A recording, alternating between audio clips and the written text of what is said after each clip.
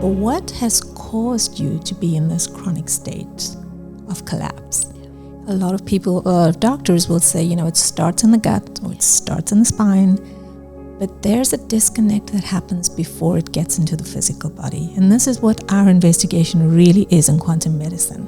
So, the question is, we're always been told that the body can heal itself. Yeah. So what's really going on in chronic disease? When you take a deeper look, there really is an element of wounding that needs tending. And, people don't just wake up with chronic illness. It happens over a long period of time.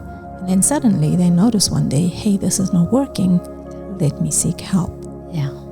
So what happens is really behind the scenes, there has been some kind of event or perhaps a series of events that are so deeply overwhelming or life-threatening, and the person doesn't have anywhere to put it.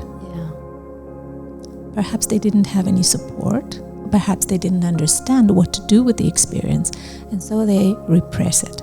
Yeah. So what results is lasting adverse effects on your psychoneurobiology, right?